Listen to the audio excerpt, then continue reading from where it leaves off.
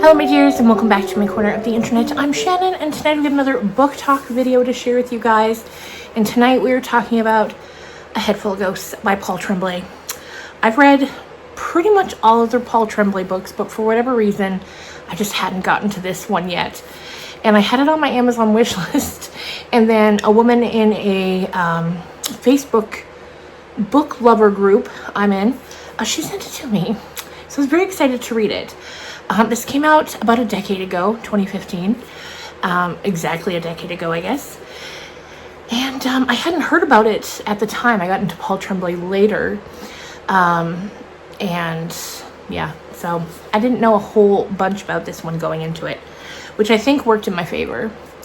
So how these book talks go, I'm going to give you the basic gist of the book, share my thoughts, and then we'll move into more into spoiler territory, theory territory, things of that nature. But do not worry, I'll give you plenty of warning. So what we have here is the story of a family. There's mom and dad and two sisters. Meredith, who goes by Mary, she's 8 years old, and she's our protagonist. And then we have her 14-year-old sister, Marjorie. And when we meet them, Marjorie is suffering from some sort of mental illness. You get the idea that maybe it's schizophrenia. She's being taken to the doctor. She's being medicated. And things seem to be escalating instead of getting better. And her father sort of suddenly becomes reinvested in the religion that he used to be a part of back in the day. And he's Catholic, I believe. So he starts to think, you know, he's panicked. He doesn't know what to do to help her. So he thinks maybe the church could help her. So he starts, unbeknownst to his wife, he starts taking her to a church to see this priest. And he gets it in his mind that he wants them to perform an exorcism on her, because he now believes that she's possessed by a demon. Also, aside from that, once the exorcism ball gets rolling, a reality TV show begins being filmed in their home called The Possession. And this kind of checks a box for the parents, because the dad lost his job and they're really, really tight for money. And, you know, you get the feeling they said yes to this reality show being filmed for monetary purposes. And so you meet the crew and all of that. So the show's being filmed. The church is getting involved, and we're seeing it all from 8-year-old Mary's eyes. But interspliced in between this, there's like 3 parts. So at the beginning of each part, there's a lengthy blog post written by a woman named Karen. And she's reviewing the series, like many years later. She's reviewing the series, the reality show series. I do love that about Paul Tremblay, when he puts in sort of mixed media in his books. Like, my favorite of his, aside from this one, I think this one might now be my favorite, but a close second was the Pallbearers Club, and that has a lot of sort of mixed media in it too. Anyway, so yes, you're getting it through 8-year-old Mary's eyes, but as it's being told to a writer 15 years later. So now Mary would be in like her 20s. And a writer has approached her, and she wants to tell the story of what happened to Marjorie. So Mary is sitting down with her, I think her name was Rachel, telling her the story. And so that's how we're getting the story. And holy shit. This, by the time I turned that final page, my flabbers were so gasted. I don't even know what to tell you. 5 stars. I loved it. If you don't like ambiguous endings, you're probably not going to like this. There's a lot of, it's open-ended. There's a lot of questions, but I loved that. And I generally love that in a book. If you don't like unreliable narrators, you're not going to like this, because without saying any spoilers, just the fact that it's being told 15 years later by a woman who's recalling a time when she was 8. She even mentions a few times, like, these are my memories. Like, I was a small child. You know, you don't know how much you can trust her memories. Loved it. 5 stars. Would recommend. If you haven't read it, read it. If you have read it, please let me know what you thought in the comments down below. Because after I was done, I went to Goodreads and it's got very mixed reviews. It seems there's very in the middle. You know, you love it or you hated it. So I loved it. Loved it. So now would be the time, if you don't want any spoilers, to click away. But thank you so much for watching, and I'll see you in the next one. The next video for me is going to be a reading vlog of this month's members only book club selection, which is the Very Secret Society of Regular Witches. So we're doing something a little lighter next, which is good. But yes, would recommend. Thank you for watching. Skedaddle. Now that they're gone, let's get into it. So I don't even know where to begin. Like I said, it's a lot of Mary's 8 years old, and it's a lot of 8-year-old things, 8-year-old thinking. Like, she's playing with toys, and she's making friends with one of the men on the crew named Ken, who, as the book goes on, you can see this guy is disgusted by what they're doing to this family and this little girl. You know, you can tell, even though he's the writer for the show, you can tell he is like, oh, this is some exploitation. And it is. It is. It definitely is. You're taking a family that's in despair, dealing with a child that's either possessed by a demon or incredibly mentally ill, and exploiting them for views and money on TV. It's crazy. So there's a lot of that, like little Mary. And we see Mary getting more and more afraid of her sister. Even though at one point Marjorie tells her, like, listen, girl, it's fine. It's fine. I'm not possessed by a demon. There's nothing wrong with me. Like, you'll see. It'll all be fine. And Mary's like, okay, but she's not, you can, she wants to believe her sister. But things are getting scarier, especially if you're an 8-year-old child. The priests are coming and talking to her, and doctors, but like not doctors, like priest doctors. And the days are getting closer to the exorcism. And while you're reading, you get you start to wonder, like, does Marjorie die during this exorcism? Because the tone, like the way Mary talks about her to the writer, you really get the feeling she's not around anymore. And so you're like, is that what happens? So by the time the day of the exorcism comes, I know I'm kind of skipping to the end here, but the build up to it is, like I said, just a lot of build up, like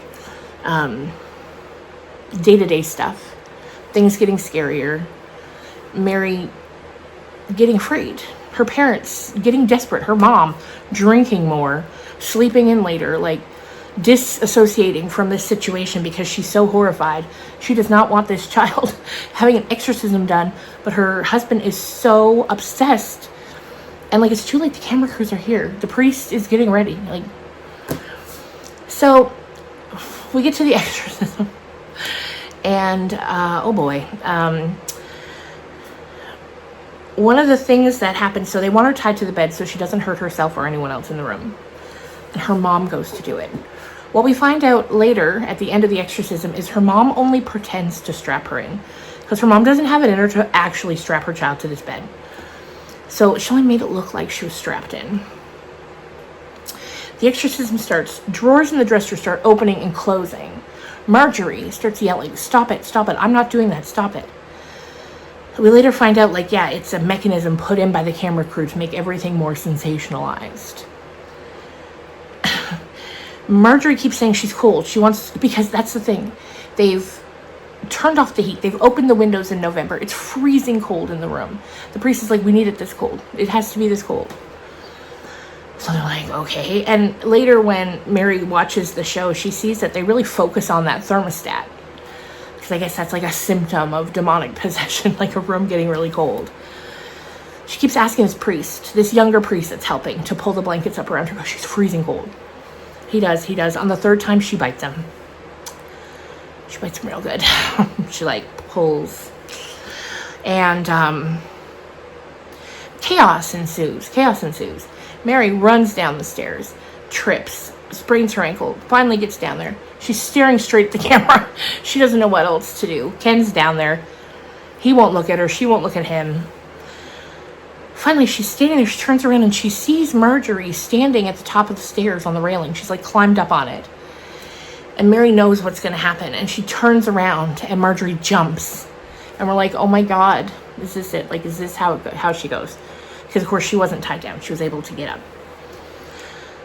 But nope, she had a concussion, she broke an ankle, and she ended up being hospitalized for 2 weeks, like institutionalized for 2 weeks, but then she comes home.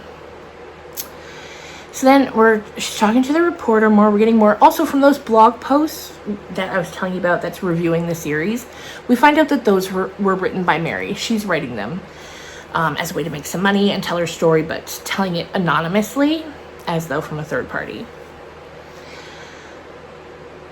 So Rachel's kind of like, okay, but that night, what happened that night? And you're like, oh, okay. What night? And Mary tells the reporter, or the writer, that a few weeks after the exorcism, a few days before Christmas, Marjorie summons Mary to her room. And she's like, listen, I need to show you something. And she's showing Mary article after article after article about husbands and fathers who kill their families. She's like, that's Dad. He's the one that's crazy. He's the one that's sick. Not me. She's like, the only reason I agreed to the exorcism was because I thought maybe if they came, they would see he's the problem. But they didn't. She's like, and now he's planning to kill us. All of us. So, and she explains to her, down in the basement, Dad's created this crazy shrine with one of the crosses that was used as a prop during the exorcism on the show. And like, he's built a shrine. He's hanging like weird religious iconography up on the walls. Like, she's like, and when I was down in the basement and I saw all that, she's like, I found a little jar of poison. It was full to the brim. And Mary's like, oh, hell no. And Marjorie's like, yeah, he's going to kill us with that. So here's what we got to do. She gets down, pulls out the jar from under the bed. It's not full. There's only a little bit left. Mary's like, I thought you said it was full. And Marjorie's like, you're so smart. You don't miss anything. She's like, I dumped most of it out. Here's what you have to do. She's like, I'm going to distract Mom. You tell her you want spaghetti. She's going to stir the sauce. I'll distract her. You pour this in the sauce. Because famously, Mary does not eat sauce on her pasta. She only wants butter and cheese. Marjorie's like, I'll tell them I'm not feeling well and I don't want to eat. They'll eat it. It'll knock them out a little bit. And then we'll go to the police. Mary's like, okay. So she does it. Dinner time comes. They're all seated around the table. Mom and Dad are eating. Mary has her butter noodles. And then Marjorie's like, I'll have some. And Mary's like, what do you mean you'll have some? And Marjorie's like, yeah, I want some. And Mary's thinking like, this wasn't part of the plan. What is she doing? They all eat it. They all die. All three of them. Right at the table. It's happened so fast. Mary says it happened so fast. Like, they didn't even get a chance to get up out of their seats.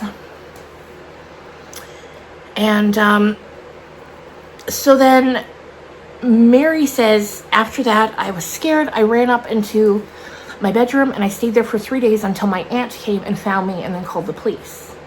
And Rachel, the writer, she's like, no, that's not what happened. She's like, according to the police report, you were found 3 days later, like you say, hidden under the table, like curled up against your mom's legs. Terrified. And Mary's like, well, what can I tell you? It was a long time ago, and I was very young. I don't have the best memories about it. And then as it ends, the final scene is Mary's kind of like, I gotta go. I'm tired. I have to lay down. I can't talk about this anymore. And there was a thing with the temperature. Mary had asked, she said it was really warm, and she asked if the temperature could be turned down. And the barista says, no, it's broken. But then the temperature keeps lowering and lowering and lowering. And by the time they're getting ready to leave, it's very, very cold in there. And I'll read you the final lines here, because I thought it was very interesting. Let me just grab my spectacles. Okay. It says, behind the counter, the barista's on the phone with someone and grumbling about the heat not working. I turn and walk toward the front door, thinking that it must not have shut all the way after the people entered because of how cold it is in the coffee shop now. Rachel calls out to me, Mary, don't forget your umbrella. Rachel hands it to me, and it's still wet. I thank her. After an awkward silence, and after Rachel and I say our goodbyes again, it's cold enough that my breath is a visible mist. And that's the end. And it just leaves you with so many questions, like,